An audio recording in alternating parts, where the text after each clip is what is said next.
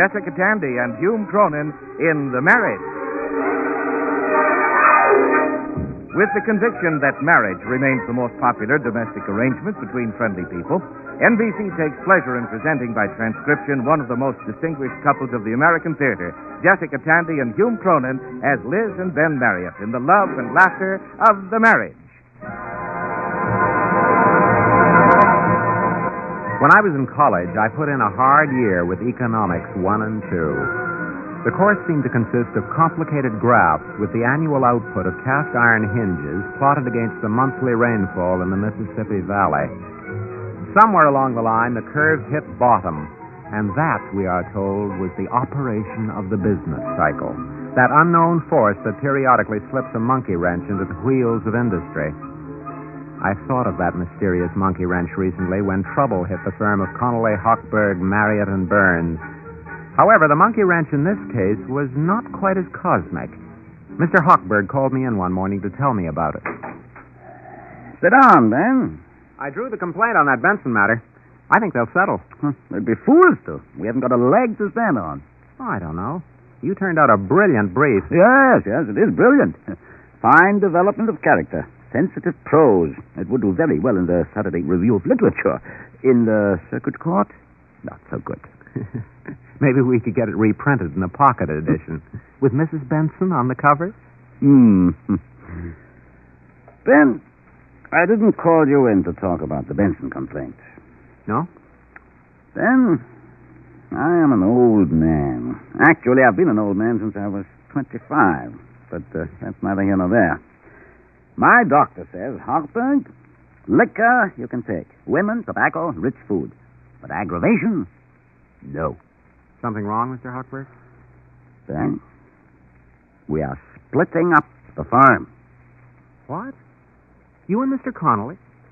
Why, you've worked together for years. Ben Connolly is a fine lawyer. He's a gentleman. He's a man of honesty and integrity. But he is also a stubborn mule. Oh. You had a difference of opinion? Oh, no. We agreed. We are in an absolute agreement. Well, then that's fine. Absolute agreement. Connolly said continuing our partnership would be the biggest mistake of my career. And I said, I agree. What started all this, Mr. Hochberg? You've always worked so well together. Ben, things have been said in a public elevator with the operator and 4 passengers, which should never even be said in the privacy of this room. You mean you quarreled? Basically, it was a personality clash. What about? It doesn't matter. It is immaterial and irrelevant. Well, now, maybe if you talked it over with Mr. Connolly. We have already talked it over at length. I have said my say. He has said his. Well, you could go with me now to his office. No.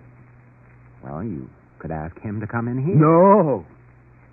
How about my office? It's halfway. Halfway is too far. It's settled, then. We have no longer anything to discuss. Well, what are you going to do? When I was a young man, I was a violinist. Oh? Not a Heifetz or a Menuhin, but not a wedding fiddler either. Then I fell in love. My prospective father-in-law took one look at the violin case and had a heart attack. He put me through law school. I have never regretted it. Mrs. Hochberg is a wonderful woman who is now on a second analyst. Wouldn't break my heart if I had some time to play again. Just for myself. I took the violin out last night and tuned it. Beautiful. You mean you'd retire from the law? Not exactly. I'd have a new firm. I brought you into this one, and we agreed you could always leave with me if you want to. Why, of course, if it comes to that, but isn't there some way... Don't waste your time, then. Oh, of course, Connolly has all the contacts. I never learned how to play golf, and I don't like martinis, so the big clients would go with him. Yes, I suppose they would. American Foundry account, Cluett, Washburn, Hassett, and Kling. Don't add them up. Very depressing. We'd have a hard time for a year or two, Ben, but eventually we'd make out. Yeah, I suppose so. I told Connolly my children were grown up. I'm not an ambitious man. Don't threaten me, I said. I started defending pickpockets and suing the streetcar companies. I can go back to it. Mr. Hochberg, they've replaced all the streetcars. Oh. I can sue bus companies. Mr. Hochberg, do you mind if I just speak to Mr. Connolly? Go ahead. Such an old friend. Like a part of me. So many years. But surely, as you feel that way about Mr. Connolly... Connolly? A violin.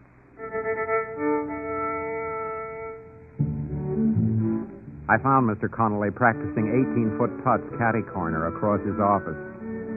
I tried to get to the bottom of the quarrel with Hochberg, but he seemed to feel the same way about it. The original point of difference, whatever it was buried beneath an exchange of invective. I left Mr. Connolly making wedge shots over the desk into the wastepaper basket. Somehow the news spread through the office like a virus, and I saw several of the stenographers and the mailroom boy looking through the help wanted section in the Times. I took a look at my check stubs and decided not to add up the balance till I was feeling better. When I got home that night, I found the usual Marriott riot in progress. Please, you don't put ketchup in chicken soup. And why not? Mother! No ketchup. What's going on? Pete and Emily decided I needed a rest. They're cooking supper. Featuring ketchup consomme? Pete is a little imaginative. He wanted to try sardines and peanut butter. Oof. Luckily, Emily is conservative. We're having scrambled eggs. Pete, that's too much salt. I like too much salt. We can go out for hamburgers later. Oh, Ben, they're trying very hard. Emily baked a sort of a pie. What is a sort of a pie? Well, it's round. Well, that's a good start. Something wrong? Headache. There's nothing, really. Really nothing. Oh, well, that's good. Oh, that suit came back from the cleaners. Had it all day. Right here, over my eyes. Did you take anything for it? We'll go away, don't worry. Oh, all right. They mended the pocket. Sort of a migraine. Or sinus. Well, let me get you an aspirin. No, don't bother, really. Oh, okay. Maybe 2 aspirins. Pete, you're putting curry powder on the pie. Well, I thought it was cinnamon. Maybe 3 aspirins. Is there something really wrong, Ben? Something at the office? I don't want to talk about it yet, Liz. Well, you do look worried, dear. And your resistance has been awfully low. You've had one cold after another. I guess so. Then I know just what you need. I guess so. I'll gargle with it after supper. No, not anything like that. You need a vacation. I'm liable to get one. A nice, long one. Oh, will you, Ben? We could go to Mexico. If you fly, you can do it in 2 weeks easily. Mike and Peg went last year. It'll probably cost not more than $500 or $600. I know it's extravagant. Liz, you see, the thing I was worried about... Well, that's it, Ben. We wouldn't have a worry in the world. We could just be irresponsible, shoot the works. It's just what you need now, darling. Just what... Liz, we'd better have a little conference. You see, the problem... Oh, no. Oh, my head. Come on, please. Mother, Daddy, dinner is served. We'd better go in. Oh, dear. Ben, I didn't get your aspirin. Never mind. I'll take them with a bicarb chaser after dinner.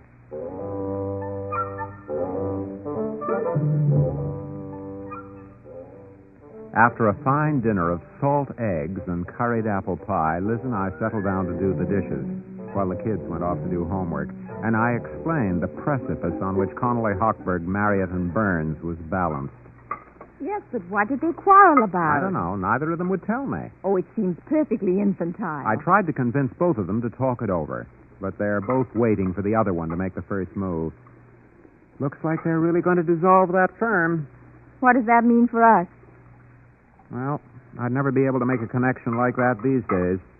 Big firms take on kids, fresh out of school. Could you open your own office? Oh, that takes capital and contacts. I haven't got either.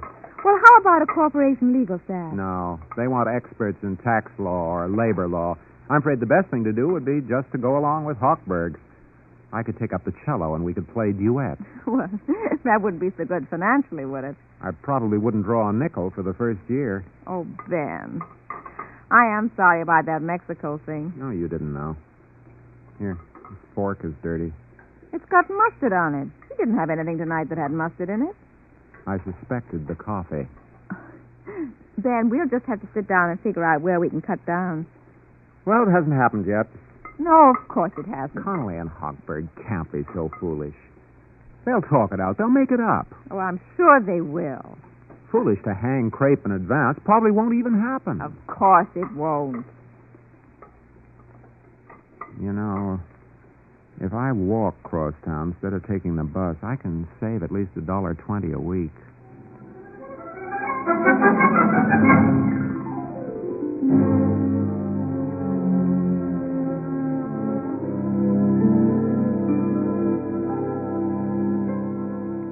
Ben? Are you awake? Haven't you been asleep? Wait just a minute. 763 carries 1. Ben, what are you doing? Nothing. Go on back to sleep. Did I say 63? Ben, it's 3:30 in the morning. This is no time for mental arithmetic. Liz, do you know that in 1 year I spend $73 on haircuts, shoe shines, and razor blades? Ben, you're not going to cut down on haircuts. No, I suppose that is foolish. Liz, I've been thinking about the kids. It's bound to affect them. Well, there's no point in bothering them till it actually happens. I suppose not. Well, go back to sleep. All right. Ben? Mm-hmm. How many bobby pins do you suppose I use in a year?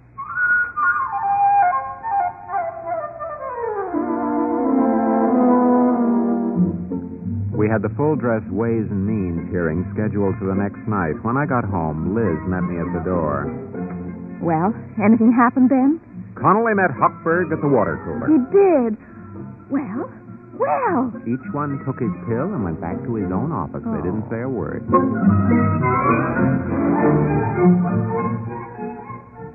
After dinner, we got out our checkbooks and piled the unpaid bills on the table. Does it look bad, Ben? Car insurance is due next month. My life insurance the month after. All the Christmas bills are in this month's charge account. All adds up to just one thing. What? If we cut out eating and move into Central Park, we may break even. I'll get it. Mike! Hi, Liz. Ben, it's Mike and Peg. Come on in. Oh, we just dropped by, Liz. We're on our way to the theater. Hi, Ben. Hi. Here, I'll just clear this stuff away. Well, counting all your money, Ben? After a fashion. Why didn't you call Peg? You could have dinner here. Here, I'll fix your drink. We haven't got time, really. We just came up because I couldn't wait to tell you. Tell us what? Peg, you're not... Oh, of course I'm not. Oh, for goodness sake, Mike, tell them before it gets embarrassing. Ben, I bet you thought I forgot, didn't you?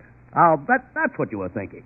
No, I wasn't. Oh, sure you were. It was over 3 months ago. It was? Remember I was telling about that friend of mine in the discount house? I remember something about that. Well, I didn't forget. I got it. Oh. Oh, you got it. Well, that's nice. Nice. Is that all you can say? Nice. Ben, it's 40 off. Well, that's pretty far off. Oh, you bet. They're shipping it straight to your place in Connecticut. Wait a minute. They're shipping what? The freezer, of course. A freezer? Well, you remember, Ben, I told you about this fellow, Arthur Jonas. Oh, no. And you said you'd like to get your hands on a freezer for your place in Connecticut. Well, you got your hands on one. But, Mike, I didn't think you'd remember. I wrote it right down in my little book. It's a real buy, Ben. 40% off list price is not to be sneezed at. Well, I didn't sneeze. They'll bill you direct. What a price. $534. 500? What's it used for? Hockey games? Hockey games? But that isn't the best part. Liz, this will knock you clear off your feet. Oh, I'm staggering a little now. I arranged with our freezer food plant to stock it. $350 worth of frozen food. It's on its way to Connecticut now. But, hey, I told Mike you'd want a good start. Well, this gave me one, all right. Oh, you'll love the freezer, Liz. You save so much money. It practically pays for itself. Well, that's good. Now, look, Mike, I appreciate it very much, Oh, but I'm in no don't position... thank me, Ben. It just embarrasses me. Mike, it's 8:15, and you know you can't get a cab when it's raining. Yeah, well, so long, Liz, No, Ben. Mike, wait a minute. The bills, Oh, there's don't something... worry, that- Ben. I fixed it. They'll mail all the bills direct to you. Bye, Liz. Bye, Ben. Bye. Well, looks like a cold winter.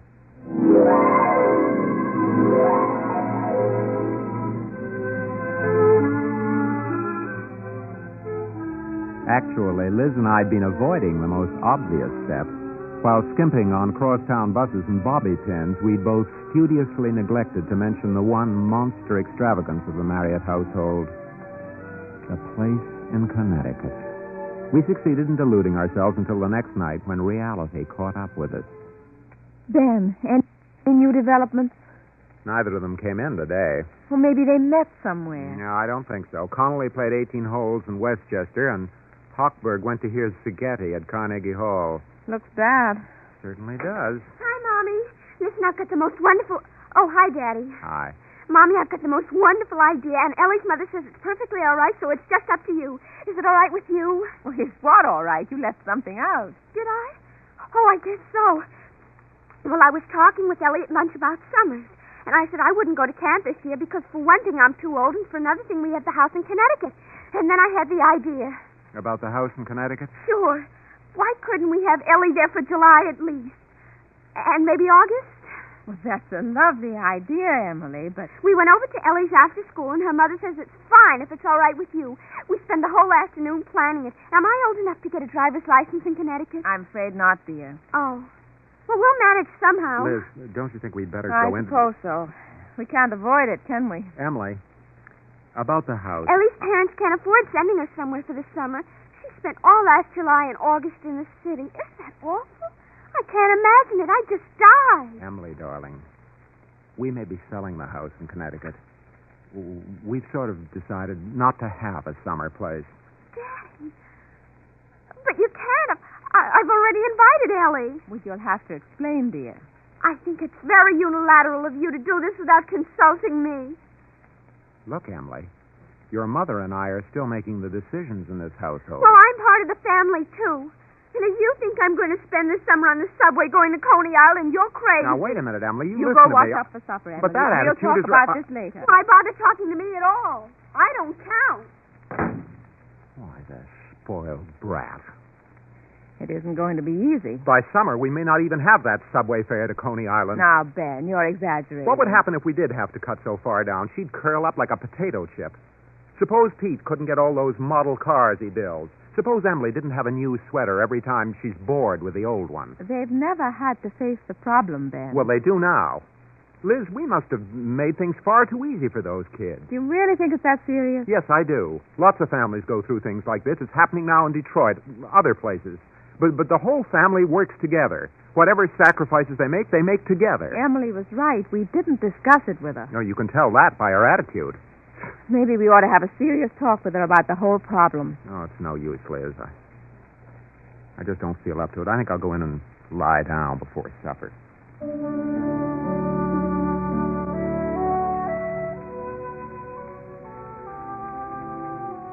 I went into the bedroom and stretched out in the dark. I was disappointed in Emily. I wanted to tell her that it wouldn't matter, that as long as we stayed a family, as long as we loved each other and understood each other, it wouldn't matter what happened. But I was frightened now that the kids might not understand, and then I suppose I felt a little guilty, as if somehow the whole thing were my fault. I wanted Emily to have the summer in the country. I wanted Pete to have every exorbitant car model he coveted. I began to wonder if our family put too high a value on things. Perhaps the children were a mirror of my own false standards. And I hated that reflection of myself. If they were empty, it was, well, because I'd given them nothing to fill a void. We didn't talk about it that evening. Liz and I watched television with glazed eyes, and I sat through the Late Show, Charlie Chan and the Collegiate Murders. Just because I couldn't face going to bed. Lying there, thinking. When I came home the next afternoon from the office, I barely got my hat and coat off when I was mobbed. Daddy, you have to sign these here and here and here. Sign what? What are all these papers? They have to be signed by your parent or guardian in the school. What's going on? New York State Department. What is this? My working papers. Working papers? Liz! Hello, darling. The macaroni casserole will be ready in 15 minutes. What are you doing with working papers, Emily? Well, it's a state law. I know it is, but why you? I got a job at school, washing bottles and test tubes in a chem lab. It pays 40 cents an hour. Well, that's not bad. Liz, what happened? Mom had a talk with us this morning. I told the kids in school we'd probably go on relief. Peter, we're not going on relief. You never can tell. I'm awfully sorry about the house and what I said, Daddy, but, gee, I didn't know. I know, Emily. I know you didn't. I mean, if we're poor, well, that's different. Pete and I figured that a macaroni casserole supper will cost us 18 cents apiece. And I've got the summer all figured out. Bobby Logan's mother would need somebody to help in their cheese store. Daddy, you just sign the papers. Here, here, and over here. Hey, Pop, do you think there's more money in shoe shining or delivering for the drugstore? Pete, I don't think either will be necessary. And if you'll have a look out on the hall table, there's a steak that we can have with that macaroni. A steak? Ben, what happened? Hochberg and Connolly met on neutral territory, the men's washroom. You mean they made up? They had to. Oh, Hochberg's daughter had a baby, and Connolly's youngest son's getting married. They just had to brag to each other. Hochberg gave Connolly a cigar. Connolly bought Hochberg a drink, and the whole thing is all over. Oh, Ben. Ben, darling, that's wonderful. You mean we're not poor? We won't go on relief. That's right. Come on, let's have a big family celebration. Hooray. Now what's the matter? We had it all figured out to be so brave. And now that's all spoiled. Well, we'll just have to keep our heads up high and suffer through with an adequate income. We certainly will. Daddy, Yes. I think I'll keep that lab job. After all, even if we're not going to be poor, there's no reason why I shouldn't take care of my own spending money. After all, I'm a part of the family. Emily, I think that's a wonderful idea. Besides, I'll have an independent income. Darling, I always wanted a woman with an independent income in the family. Oh, Daddy. Come on now. Let's get at that 18-cent macaroni and the $4 steak.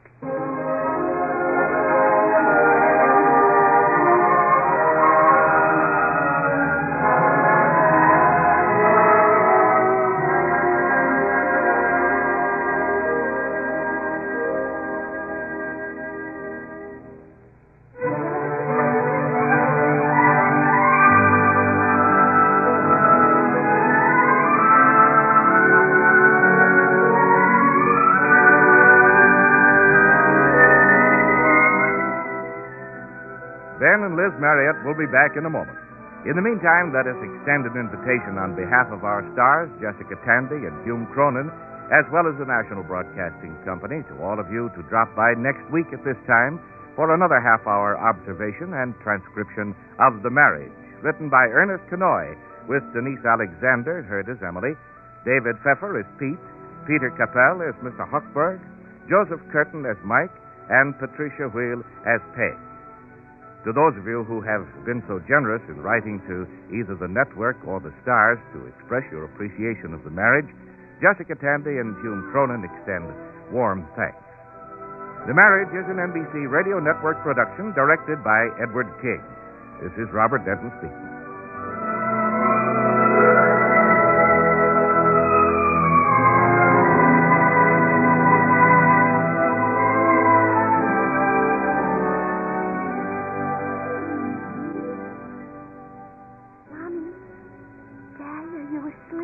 What is it, dear?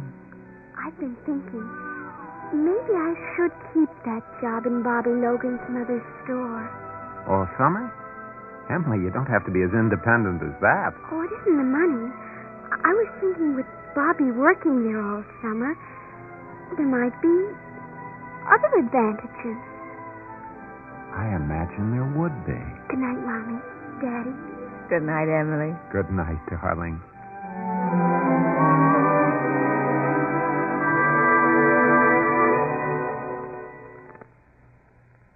James Stewart stars in The Six Shooter following the news on the NBC Radio Network.